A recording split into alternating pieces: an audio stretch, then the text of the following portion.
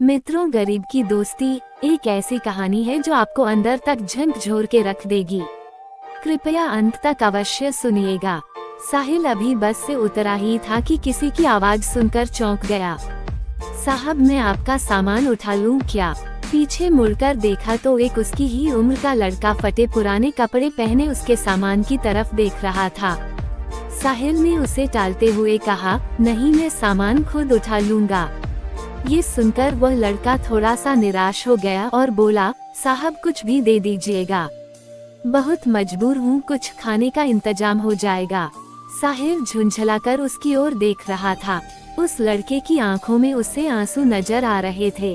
फिर उसने गौर से उसे देखा तो समझ में आया ये तो उसके बचपन का दोस्त राहुल है। राहुल इस हाल में।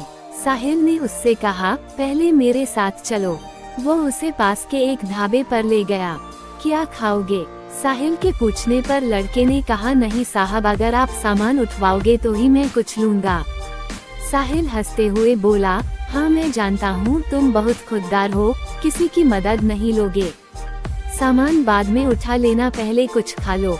बैठो, मैं अभी आया। लड़का डरते डरते सामने पड़ी मेज कुर्सी पर बैठ गया। साहिल कुछ देर में आकर उसके सामने वाली कुर्सी पर बैठ जाता है। साहिल उससे पूछता है, तुम इस हाल में कैसे? मेरा मतलब है कुछ अपने बारे में बताओ। राहुल ने बताया, साहब मेरे पिता इसी गांव में एक किसान थे। गांव के जमींदार से कर्ज लेकर उन्होंने फसल लगाई थी, लेकिन सारी फसल खराब हो गई। कर्ज का ब्याज बढ़ता गया। जमींदार ने खेतों पर, बैलों पर और घर पर कब्जा कर लिया। पिताजी ये सब बर्दाश्त न कर सके और फांसी लगा ली। मैं तब छोटा था। कुछ दिन बाद माँ भी चल बसी। स्कूल जाना तो दूर, गांव में कोई काम न मिला, भूखे मरने लगा। तब से जो भी काम मिलता है वो कर लेता हूँ। दोपहर को बस के आने पर कोई सवारी सामान उठवा लेती है तो खाने का जुगाड़ हो जाता है। तभी खाना आ गया। खाना देखकर राहुल बोला, साहब ये तो बहुत महंगा होगा, मेरी मजदूरी तो बस 10 रुपये बनती है, ये सब मैं कैसे चुका पाऊंगा? साहिल हंसते हुए बोला, अभी मैं आया हूँ, वापस भी जाऊंगा, तब मेरी सामान उठा लेना। साहिल उसे जानबूझकर अपनी पहचान नहीं बता रहा था। उसे पता था अगर उसने ऐसा किया तो राहुल उससे मदद नहीं लेगा। राहुल बहुत भूखा था, वह जल्दी जल्दी खाना खाने लगा। इधर साहिल कुछ देर के लिए पुराने दिनों में खो गया। उस समय दोनों एक ही स्कूल में पढ़ते थे, दोनों साथ खेलते थे। राहुल पढ़ने में बहुत तेज था, उसमें और साहिल में हमेशा फर्स्ट आने की होड़ लगी रहती थी। साहिल के पिता उसी स्कूल में अध्यापक थे। साहिल के पिता का ट्रांसफर हो गया तो साहिल स्कूल छोड़कर शहर चला गया। आज वो कॉलेज में पढ़ता है। छुट्टियों में गांव के पुराने दोस्तों से मिलने चला आया। वैसे उसके चाचा भी इसी गांव में रहते हैं। साहिल को यह उम्मीद बिल्कुल नहीं थी कि उसका दोस्त उसे इस हाल में मिलेगा। साहिल अपने ही ख्यालों में खोया हुआ था। तभी राहुल ने उसे कहा, साहब मेरा खाना हो गया, चलिए आपका सामान उठा लेता हूँ। साहिल ने जवाब दिया, अभी चलते हैं, बैठो और कुछ अपने बारे में बताओ। अब कहाँ रहते हो और आगे क्या करोगे? राहुल ने जवाब दिया, साहब क्या करोगे मेरे बारे में जानकर? मेरे जैसे लोग ऐसे ही सड़क पर मजदूरी करते रहते हैं और एक दिन ऐसे ही मर जाते हैं। एक समय था, हमारे पास भी सब कुछ था, वो जो सामने आप स्कूल देख रहे हैं, मैं वहाँ पढ़ा करता था। साहिल बोला, अब पढ़ने का मन नहीं करता। राहुल बोला, साहब माता पिता का साया क्या होता है ये उनके जाने के बाद पता लगता है। मेरे पिता मुझे सरकारी अफसर बनाना चाहते थे। साहिल उसकी बातें गौर से सुन रहा था। राहुल को एक पल के लिए भी यह एहसास नहीं हुआ कि यह तो उसका बिछड़ा हुआ दोस्त है, क्योंकि साहिल के नयन नक्श से लेकर उसका पहनावा सब बदल चुका था। राहुल ने पूछा, साहब आप यहाँ किसके घर आए हैं? साहिल ने अपनी पहचान छिपाते हुए कहा, नहीं बस ऐसे ही गांव घूमने आया था। यहाँ कोई होटल मिल जाएगा रुकने के लिए? हाँ साहब, बस स्टैंड के पीछे ही एक होटल है, आपके शहर जैसा तो नहीं पर ठीक ठाक है, मैं आपको वहीं ले चलता हूँ। राहुल बोला। साहिल ने हाँ में सर हिलाया। राहुल सामान लेकर आगे आगे और साहिल उसके पीछे पीछे चलने लगा। कुछ ही देर में वे होटल में पहुंच गए। साहिल ने एक कमरा लिया। राहुल उससे कहने लगा, साहब मैं चलता हूँ, जब आपको जाना हो बता देना, मैं आपका सामान लेने आ जाऊंगा। साहिल बोला, अरे रुको, ये कमरा मैंने 2 लोगों के लिए लिया है, तुम मेरे साथ रहोगे। राहुल बोला, नहीं साहब, कहाँ मैं और कहाँ आप, वैसे भी मैं तो कहीं भी सो जाता हूँ। मेरा बिस्तर एक पेड़ के ऊपर रखा होता है, वहीं पेड़ के नीचे चबूतरे पर सो जाता हूँ, मुझे जाने दो साहब।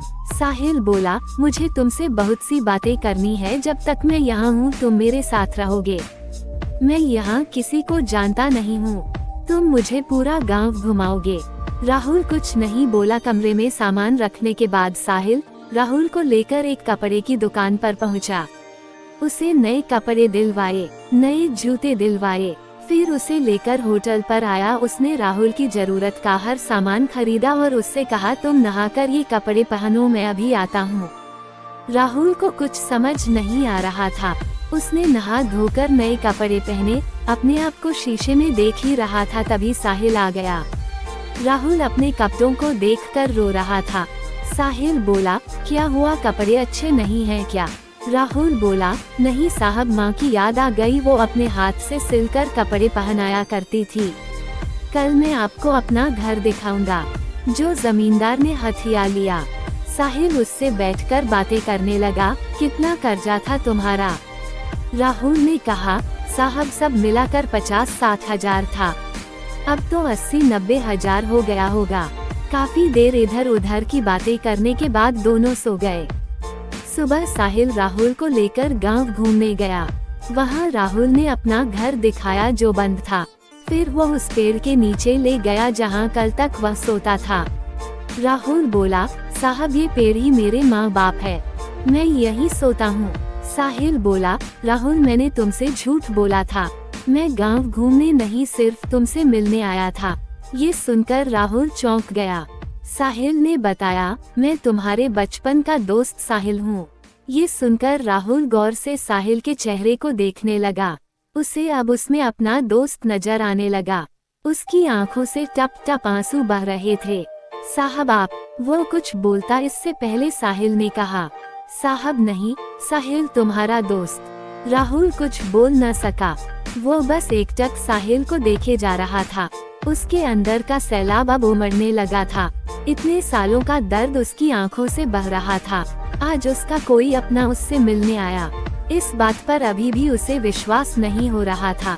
साहिल ने उसे चुप कराया, फिर वो उसे लेकर अपने चाचा के घर गया। साहिल के चाचा सब पहले से जानते थे। साहिल ने उनसे कुछ बात की। साहिल के चाचा एक संपन्न किसान थे। उन्होंने अपने साथ कुछ और किसानों को इकट्ठा किया और जमींदार के घर पहुंच गए। साहिल के चाचा ने जमींदार से पूछा, इसके पिता पर कितना कर्ज है? जमींदार ने अकड़ से कहा, कौन चुकाएगा?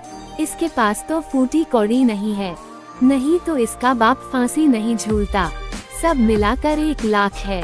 साहिल ने अपने चाचा को इशारा किया। उन्होंने बैग से 1 लाख रुपए निकालकर जमींदार के सामने रख दिए और कहा, इसके खेत, मकान और बैल अभी वापस चाहिए। जमींदार ये देखकर घबरा गया, लेकिन इतने लोगों के सामने कर भी क्या सकता था। घर की चाबी और कागज वापस कर दिए, बैल उसके घर भिजवा दिए। वहाँ से निकलकर साहिल बोला, चाचा जी मैं शहर पहुँचते ही आपके पैसे लौटा दूंगा। चाचा जी ने कहा, कोई बात नहीं बेटा, तुम बहुत नेक काम कर रहे हो।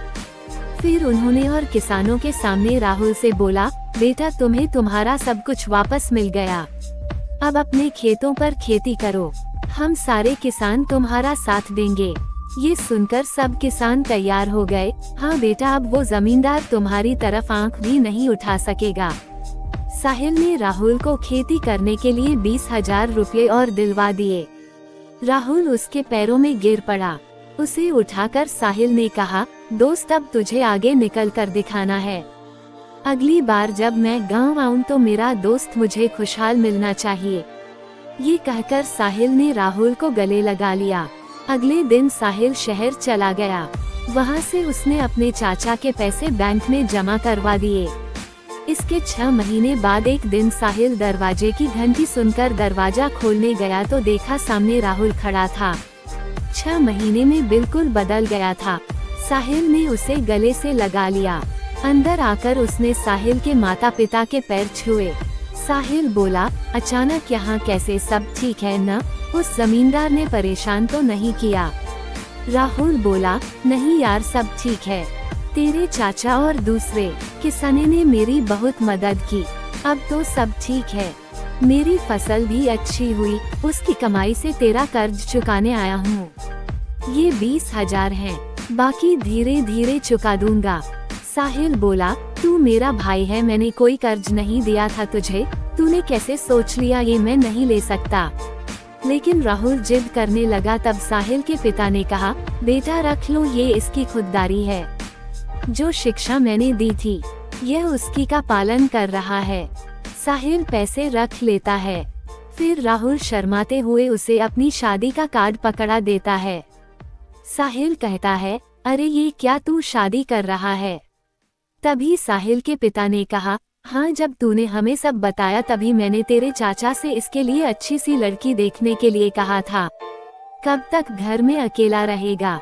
राहुल बोला, मैं आप लोगों का एहसान जिंदगी भर नहीं भूल सकता, मेरी तो कोई औकात नहीं थी।